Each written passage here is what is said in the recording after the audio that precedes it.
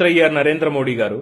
మీరు ప్రధానిగా బాధ్యతలు స్వీకరించినప్పుడు ప్రపంచంలోని టాప్ 10 ఆర్థిక వ్యవస్థల్లో భారతదేశం ఒకటిగా ఉండింది.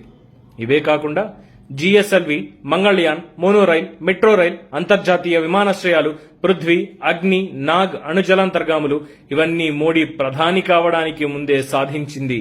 దయచేసి 60 ఏళ్లలో కాంగ్రెస్ ఏం సాధించిందని అడగకండి. మోడీ ప్రస్తుతం దేశానికి ప్రధానమంత్రిగా ఉన్నారు. మోదీ ఎన్ని ప్రభుత్వ రంగ సంస్థలను నిర్మించారు, ఎన్ని ఐఐటీలు కట్టారు, ఎన్ని ఎన్ఐటీలు కట్టారు, ఎన్ని ఐఐఎంలు కట్టారు, ఎన్ని డ్యాంలు కట్టారు, ఎన్ని ప్రాజెక్టులు నిర్మించారు. పేర్లు మార్చడం, విగ్రహాల మరియు ఆవు పేడ, మూత్రం రాజకీయాలు చేయడం, డిమానిటైజేషన్ లో విఫలం అవ్వడం, జీఎస్టీని సరిగ్గా అమలు చేయలేకపోవడం, కరోనా వస్తే చప్పట్లు కొట్టడం, గంటా కొట్టడం, లక్షలాది ప్రజలను మీ అతి తెలివితో ప్రాణాలు తీయడం. ఇదా? ఇంకా ఉన్నాయి.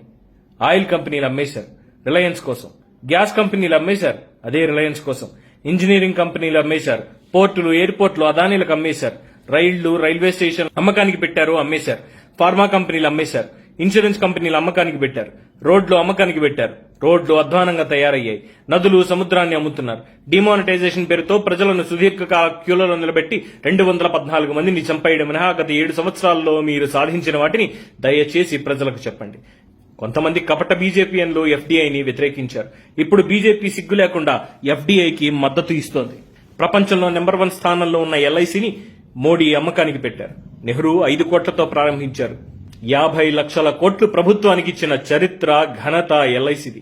ఎయిర్ ఇండియాకి అవసరం లేకుండా మోడీ ప్రభుత్వం 123 బోయింగ్ విమానాలు కొనిపించారు. అందువల్ల నష్టపోతే అమ్మకానికి పెట్టారు.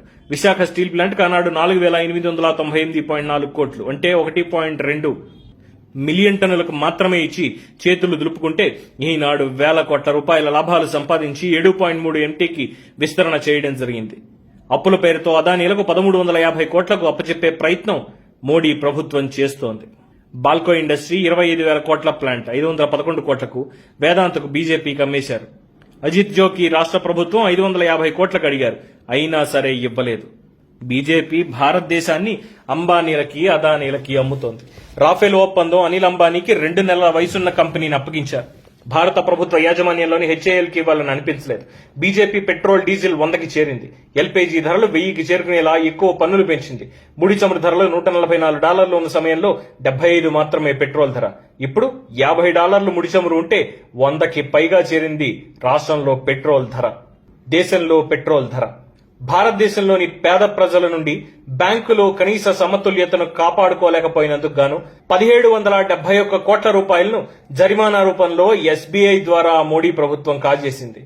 అమిత్ షా కుమారుడు జైషా, శౌర్య దోవల్, అంబానీలు, అదానీ, బాబా రామ్దేవ్ ఇక పతంజలి గ్రూప్ మరియు బీజేపీకి స్పాన్సర్ చేసే వ్యక్తుల ఆస్తుల పెంపు కోసం ప్రభుత్వ రంగ సంస్థలను అమ్మేసే కుట్ర జరుగుతోంది.